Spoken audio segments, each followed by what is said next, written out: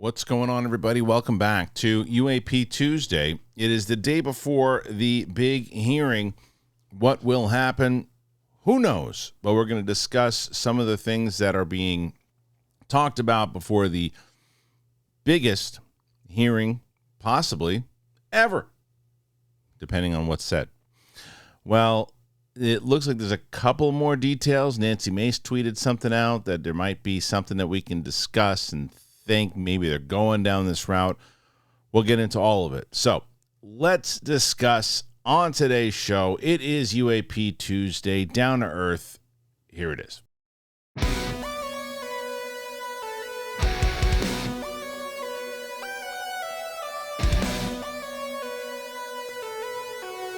Welcome back, everybody, to the show Down to Earth with me, Kristian Harloff.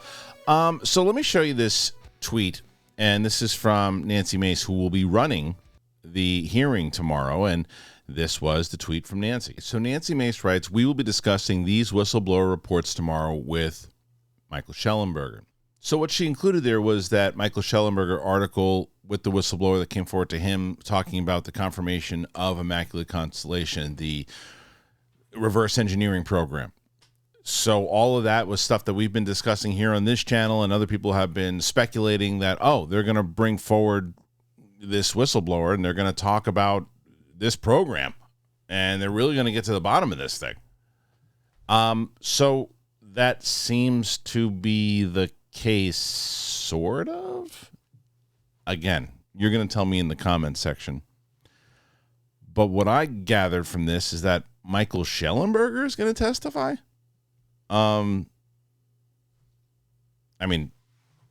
Okay.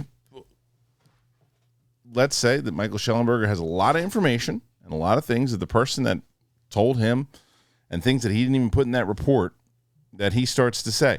And he goes, well, this is what I was told. This is what they said. There's more detail here. This, and this. And there's just groundbreaking kind of information of, wow, he was told this, and this. Here's the problem. He was told. That's what we're going to get again. We were told. I was told. I can't tell you this. I can't tell you this here. I'm not privy. I'm not authorized to tell you right now. That can't be what the majority of this hearing is. It just can't. It can't be. Now, if this is some of the hearing, then okay. But what I got from this thing here from Nancy Mace is we will be discussing these whistleblower reports tomorrow with Shllenberger. Okay. So once again, she doesn't necessarily say we're going to be discussing these reports in general, and then maybe they don't want to give away anybody who's coming in to talk about it or whatever it might be. But they're going to be discussing the program in general with the reporter. I don't know how much weight that carries. I mean, even if there's tons of information to where he's like, this person told me this, and this.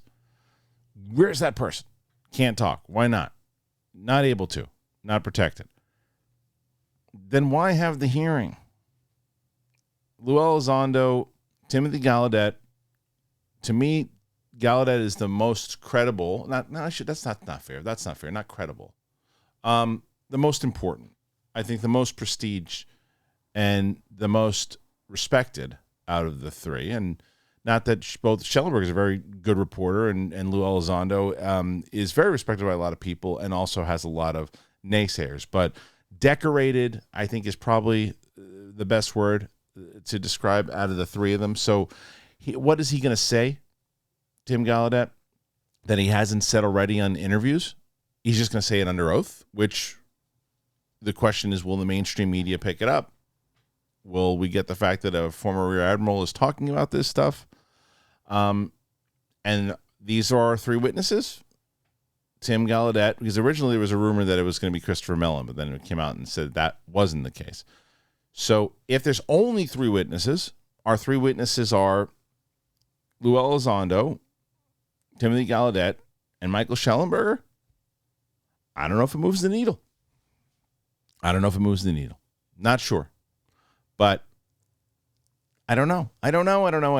I'm trying to think if there's anything to this that it seems Nancy Mace, when she's asking the question, we're going to be discussing this program. So they want to get to the bottom of it, and they're going to say, okay, look, we can't get to so-and-so who came to talk to you because they're not protected, everything too, but is this what you were told?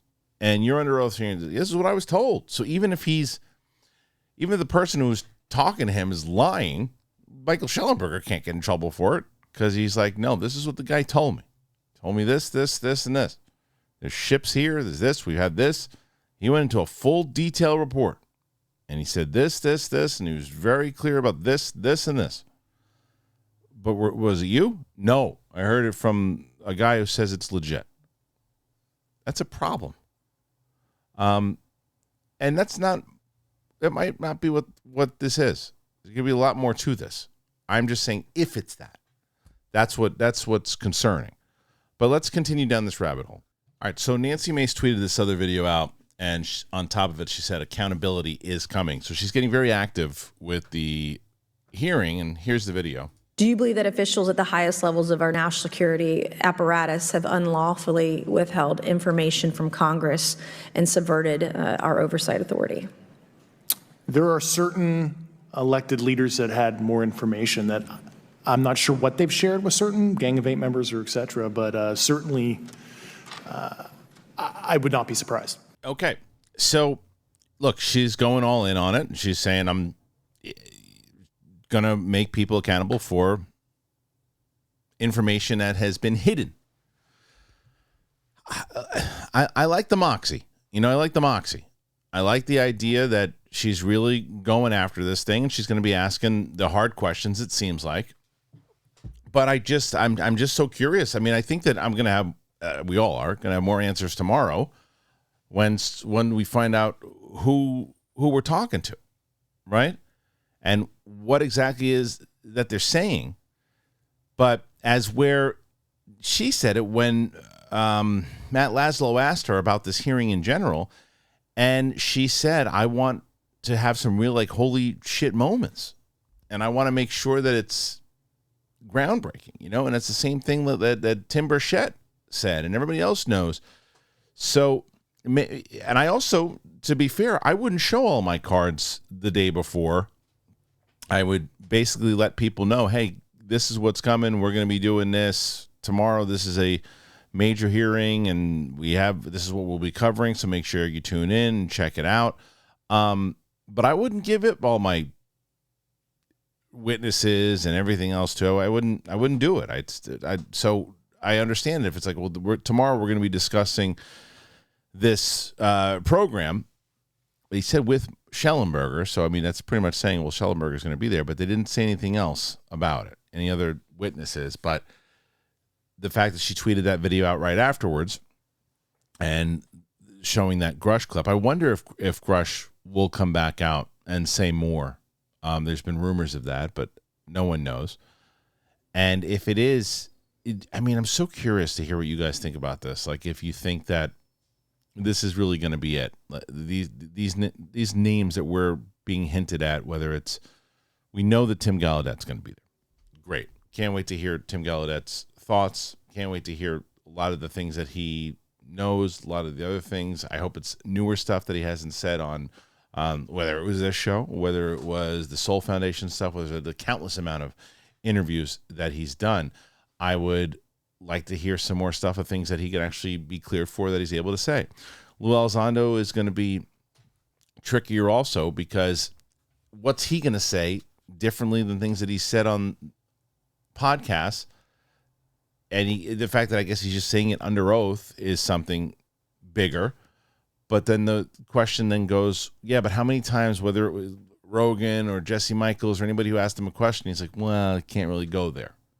What's going to stop that? And then, Shllenberger, that one's confusing to me, because I just don't know.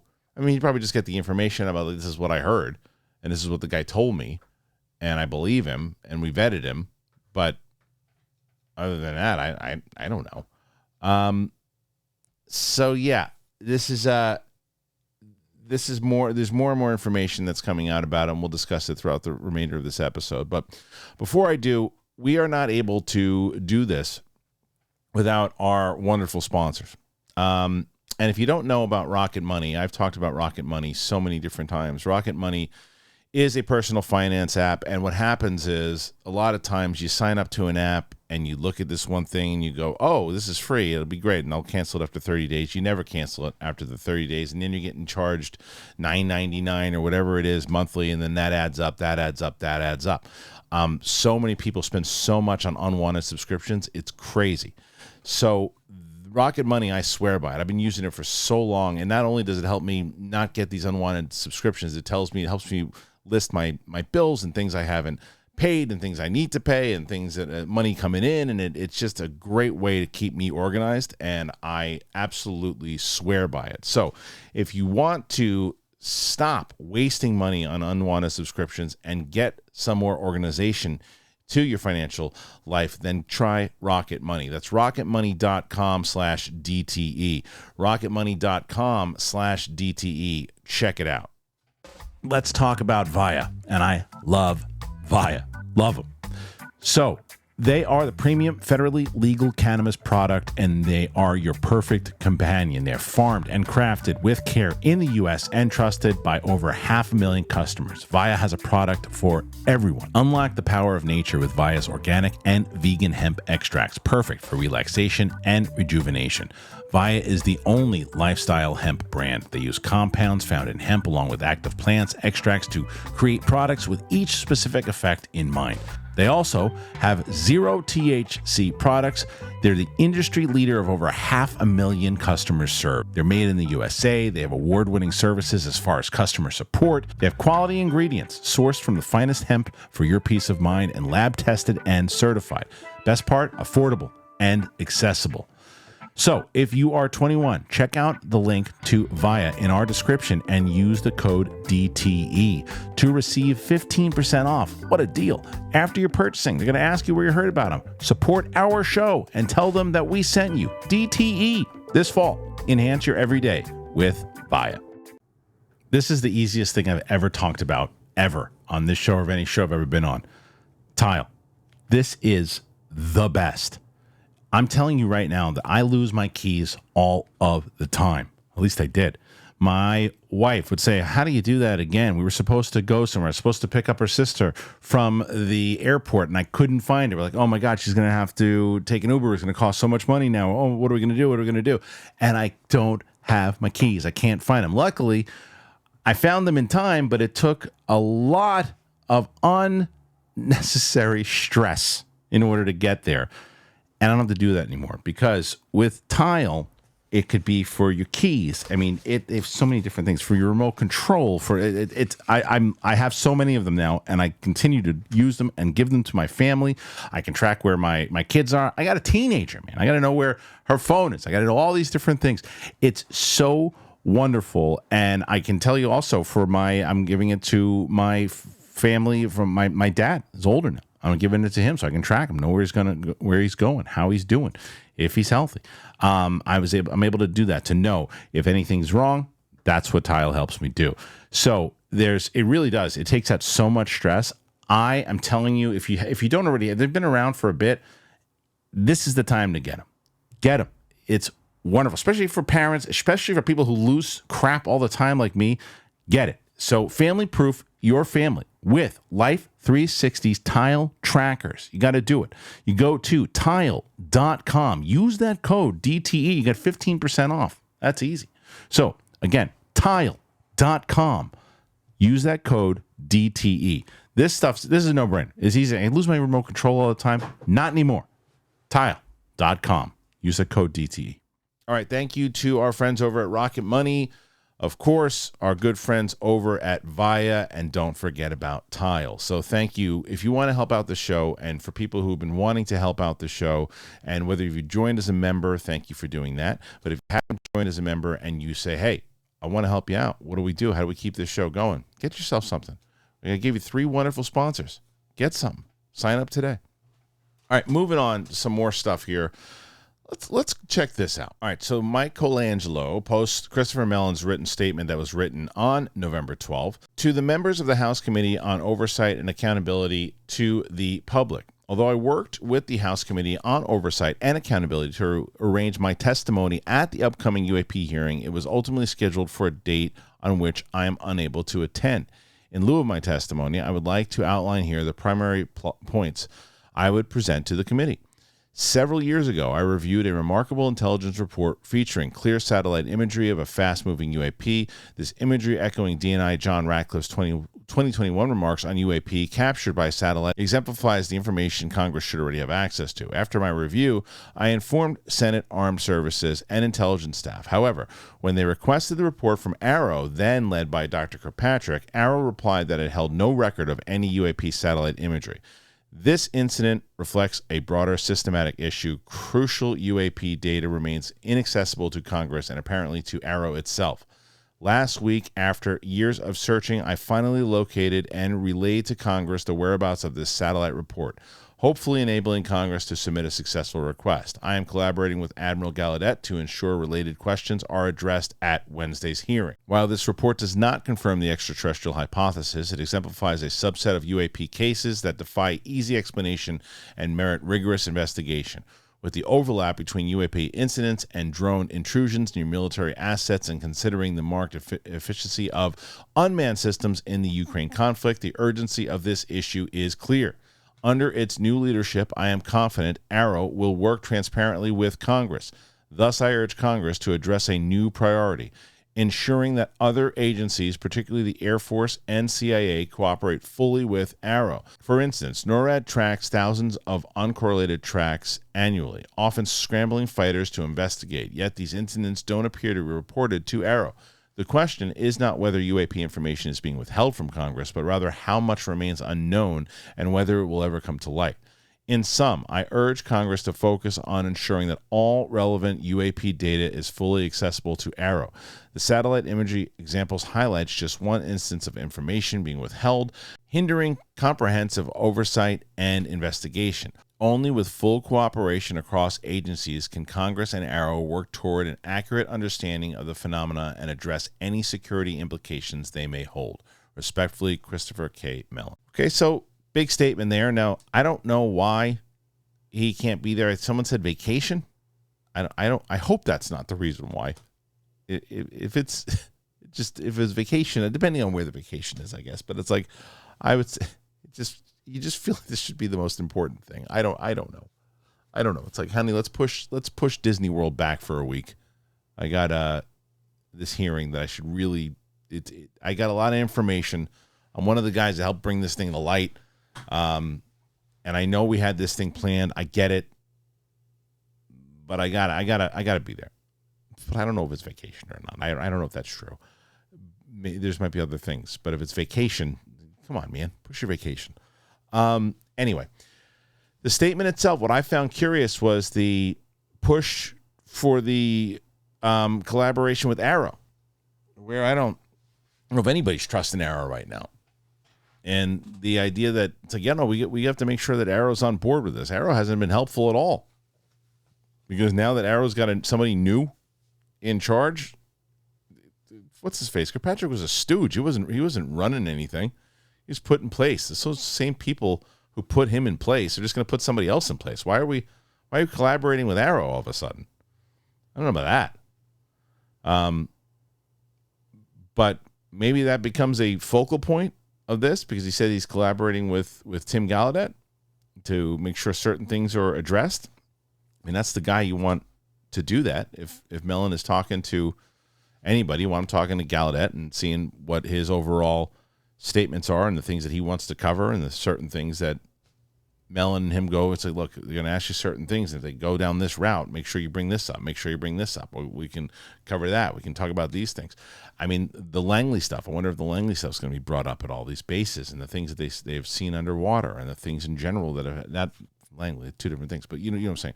The different reports that are coming in from the military in general to be covered from both of them. But the idea of the AARO thing threw me off. It threw me off, the fact that we're now after they've kind of, I know, I get it. They didn't have the information and people weren't giving them the right information, so they didn't have the right information. But it did seem very Project Blue Booky, the way that they've been handling things in general. So I don't know. Maybe he's, because he had a government job for so long, that he's to say, no, we got to trust in the system and trust in these guys. I don't trust Arrow at all. At all. I don't care who's in charge over there. It's like, oh, well, don't worry about it. Stronger Patrick's gone. Stronger Patrick was doing what he was told.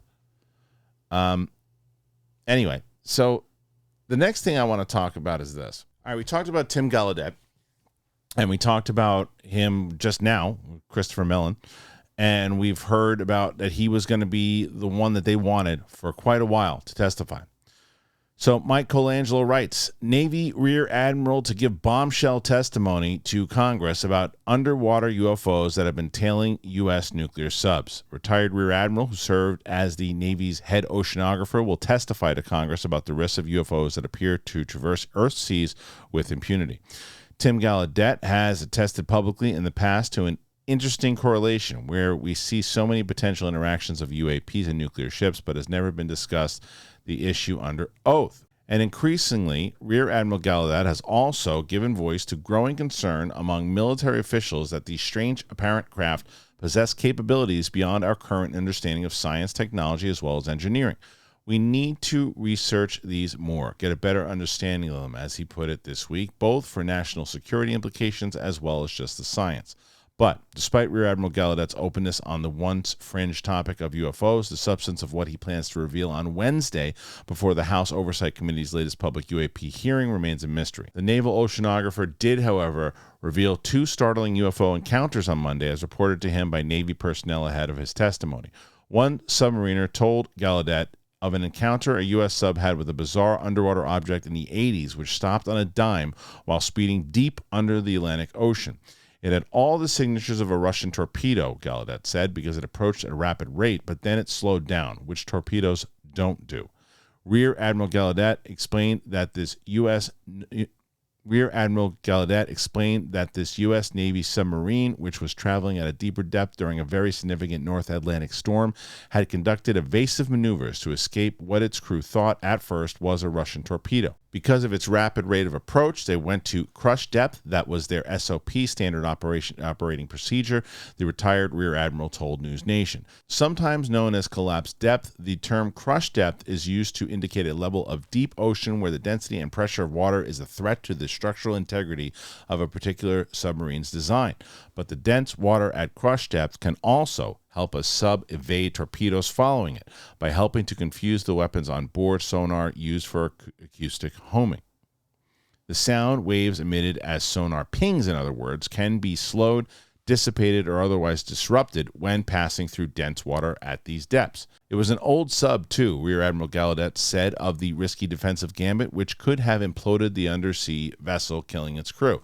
So they were not happy doing that and not comfortable. They really believed it was a Soviet sub launching an attack on them. And of course, this object, it stopped and it went around to their stern and followed them. Then it rapidly accelerated out of the scene. Back in the 80s, we know of no technology that could have done that. What was that? I can't explain it either. So it seems like this is some of the stuff that, or some of the stories that Gallaudet will be telling. And I think they'll have impact when you hear a former Rear Admiral telling these stories of these things that have happened underwater. And I think that's going to wind up being the big story that people take away from this hearing outside of the, like when the mainstream media covers it. And you can see them already goofing on it in the same way where it's like, well, it's not just UFOs now. A former Rear Admiral says there's UFOs under the water. And you can see the goofy reports already coming. Now, if you've been covering this long enough, you know that this story has been something already that's been happening for quite a while, and especially when you hear of all the reports of the things that have been seen flying in the skies and have been going into the water. So this might put a little bit more to that, or to that puzzle, or solve a little bit of that puzzle, I guess. Maybe it doesn't. But stories like that, under oath, I think they will have some of those kind of wow moments of this is some of his stories and some of the things and some of the technical things that he's got there, and this, but it does bring back to what I was talking about before. This is, again, regardless, even if it is a very highly decorated former rear admiral. Still reports of things I saw, things we heard of, things that I know happened because someone told me. But did you see it? I didn't. Who did? Somebody who's not here. It seems like it's leading up to that, and I get nervous. But there could be some major stories here. I guess that the goal would also be this, that if this guy who is highly decorated can tell all these different stories and can get this type of thing out there, that it does ultimately what last year's hearing does, and it gets more people pointing fingers. Because say what you will, and one of these things I can't remember, I don't remember. I watched a few things over the last 24 hours, and something said that it was so stigmatized for so long, and then over the last year, the stigma has kind of dropped. I think I was watching George Knapp's show that he's got on Netflix now, and that might have been the intro to it. But it was stigmatized for so long, and then after that 2017 article came out, that was the start of it, right? And then last year with that hearing, it got a lot of people pointing fingers. So even if it doesn't necessarily do what we want it to do, right? And which is, okay, we've had those people who heard something from somebody who heard somebody from somebody else. We've had those, right? We know that. But if there can be these stories from, like, say, Tim Gallaudet and Lue Eizondo that under oath that get people talking in the mainstream media about this, then maybe you hope that the public's going to be, well, what the hell is that? Wait a minute. Wait, what? A former rear admiral said this, and that? But then the question is, who's going to try to discredit Gallaudet after this, right? Because it happened last year with Grush. So who's going to try to discredit? I mean, everybody's already trying to discredit Lue. Who's going to discredit Tim Gallaudet? Who's going to discredit Michael Shllenberger when he comes out there? And I think a lot of people are already probably going to say, I mean, hell, I was saying it before too. It's like, well, yeah, Michael Shllenberger got a tip from a guy, and he heard about a program. What's that mean? How damning is the evidence? You know what I mean? Like that's what we got to find out. But this story that Tim Gallaudet told, I guess, you know what's so funny is that when I first started doing this show, had I read a story like that, I'd be like, whoa, this thing, I thought it was a Russian missile, and then it just stopped, and then it reversed and moved around, followed them, and then took off. That's insane. I can't even tell you how many times I've heard stories like that now, because it seems to have happened so many different times. In the same way that when I was watching that George Knapp thing yesterday, I know you hear the crop circles and the cows mutilated and all those things, but you can take it as woo-woo stuff if you're not really diving into it. And then you start to look at kind of the facts of behind it, of how many different things they're all kind of line up to where things were seen in the sky, to where then certain mysteries happened with these cows and other things and all these different things that seem to be happening over the course of like 70, 80 years. There's a lot of head scratching stuff. I highly recommend that the George Knapp Netflix thing. I started about 2 episodes in so far. I'm really enjoying it. So, and speaking of, we can end the show with this. There's another report from George Knapp that was on his news station, and it might actually come from this documentary, or the show on Netflix, but I think they clipped it out. But let's take a look at it. All right, so it looks like this is the actual report from his news station. So let's play this.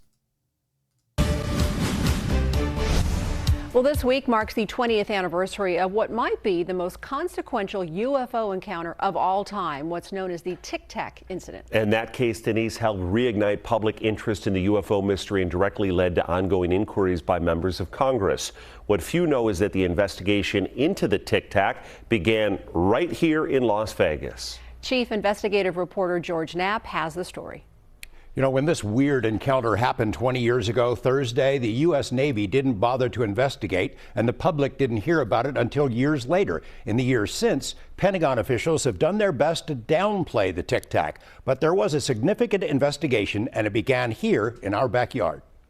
Over a 2-week period in November 2004, off the coast of Southern California, the ships and planes of the USS Nimitz carrier group detected brief glimpses of unknown objects dozens of times. Aviators aboard 2 separate F-18s sent to investigate encountered a weird craft with astounding capabilities. 19 years later, one of those pilots told his story at a public hearing before Congress. I would like to say that the Tic Tac object we engaged in 2004 was far superior to anything that we had on time, have today, or are looking to develop in the next 10 years. David Fravor says there was no investigation by the Navy or anyone else back in 2004, as if the incident never happened. But 4 years later in Las Vegas, scientist Dr. Colm Kelleher heard the story from a former military man who was applying for a job with Bass, a subsidiary created by Las Vegas tycoon Robert Bigelow, which was conducting an ambitious but hush-hush investigation of UFOs for the DIA, the Defense Intelligence Agency. The program was given a clunky acronym, OSAP. Senate Majority Leader Harry Reid led the way in securing $22 million for OSAP, and the very first case it looked at was the Tic Tac incident. Bits and pieces of the Tic Tac tale had appeared in public forums over the years without much notice. This changed in 2017 when the New York Times published a front-page story and released the now famous video. At nearly every opportunity since then, Pentagon officials have tried to downplay the Tic Tac or hint there might be prosaic explanations, often mirroring the claims made on social media by loud but unqualified debunkers. There's a lot of cleanup to do when you have a lot of these people saying it's birds or whatever they're saying. It's frustrating because you know the rest of the story and you can't tell the rest of the story. Jay Stratton was a highly regarded intelligence official who, with his colleague Dr. James Lakatsky, helped convince the DIA to launch OSAP. He's also the person who conducted the first investigation of the Tic Tac. I talked to him when he was doing it. We talked on the phone extensively. He did a very thorough job. According to Dr. Sean Kirkpatrick, the former head of AARO, the Pentagon's most recent incarnation of a UFO investigation, the Tic Tac case is still considered to be an unknown, but only because there's no data to analyze. Nothing was saved back in 2004, he says. Here's what Kirkpatrick left out: a 13-page, highly detailed analysis of the Tic Tac and its extraordinary capabilities. We first released the document back in 2018. The man who wrote it is Jay Stratton, who years later was the head of another program, the UAP Task Force. The report is loaded with data and facts about the Tic Tac, which is referred to in the report as an AAV, anomalous aerial vehicle. Stratton interviewed the aviators, but also spoke with radar and other sensor operators who said Tic Tac objects were detected many times as they dropped from 60,000 feet to ocean level in a matter of seconds, traveling at 30 to 60 times the speed of sound, but without producing sonic booms. Pilots saw the object with their own eyes and on their instruments, including the infrared sensor which recorded the video images. Multiple other sensors confirmed the encounters, including an ANSPY, capable of tracking a golf ball 100 miles away, and the E-2 Hawkeye early warning aircraft that flew above the Nimitz group. On his way out the door after leaving AARO, Dr. Kirkpatrick says maybe the Tic Tac was a CIA balloon or some other secret military project being tested near the Nimitz. The OSAP report directly contradicts those guesses. Among the key findings in the report, the AAV is not something that belongs to the U.S. or any other nation. It was so advanced it rendered U.S. capabilities ineffective. It showed velocities far greater than anything known to exist, and it could turn itself invisible, both to radar and the human eye. Essentially, it was, quote, undetectable and unchallenged. Further, Commander Fravor reported that he saw a large disturbance just under the surface of the ocean, an estimated 100 yards across. It appeared to him as if the Tic Tac was rendezvousing with the underwater object. When the Tic Tac zoomed off at an incredible speed, whatever was underwater vanished too. Jay Stratton personally ruled out the chance that this was secret U.S. technology being tested. The UAP task force, which Stratton later directed, produced another report for Congress, which found 143 well-documented encounter cases that started with the Tic Tac, which the task force said could not be explained by any technology known to exist on Earth. That secretive DIA program, OSAT, that was based here, eventually compiled a much more detailed report about the Tic Tac, 143 pages long, but not one page of that report has ever been released. By the way, Congress is holding a new UFO hearing this week, one day before the 20th anniversary of the Tic Tac incident. And we briefly talked about that the last time you were here last week. So that congressional hearing is actually coming up on Wednesday. Yes. I'm sure you've got a pretty deep Rolodex on this. Any idea who's going to be testifying? I was invited. The committee said, we'll seat you up front. You can submit a statement, but, we're going to be here and cover it from here. And there's really great witnesses. I want to hear from Lue Eizondo. He's been front and center in this for a number of years. He was part of that New York Times story. He helped get the Tic Tac video out into the public. And he's taken a lot of slings and arrows over the years. So I want to hear what he's got on his mind. Looking forward to it. Sure. Ahead of the curve as always. George Knapp, thanks for being here. Anything you missed is always available. You can find all of George's reporting over on 8newsnow.com. Thank you, George. Okay, and I think this is relevant, obviously, as we are coming up to this hearing tomorrow, and they even mentioned the hearing at the very end of the video itself, and he mentions he wants to see and hear what Lue's going to say, right? I also wonder if George Knapp knows, because I think it was Vanessa Murphy who asked him and said, any idea which witnesses? And he mentioned Lue. He didn't really say there's other ones, but they did seem like there was going to be more than hopefully 3. So maybe that's the case, and maybe that's what will happen. But I don't know, man. Like, when I'm looking at these reports, and this is why I said the thing about Arrow, like that weasel, Kirkpatrick, talking about whatever he was talking about, and you're like, okay, yeah, sure, okay, it is a balloon, and then you see this report that he's got from years ago that said it wasn't. But I really want to hear from both Jay Stratton and Lukatsky. Those are the two that I want to hear from. I feel like you got those two to testify. Game over, right? But that's the thing when I talked about it the other day on this show. Lukatsky he doesn't feel protected. He doesn't feel like there's enough protection for any whistleblowers to come forward, and that the amount of trouble that they can get for speaking out of certain things that they're just not able to speak about under oath. And that's why he said that Lukatsky was one that doesn't think that this hearing is going to have much of an impact. He was one that said it himself. That's the guy you want to testify, and he's saying it's not going to be much of an impact. Same thing with Jay Stratton. I mean, I don't even know what they said, if they've even asked him, but I assume it's the same rules as Lukatsky. It's like, well, we can't speak because we have signed certain documents. We're not protected. We could lose a lot of different things.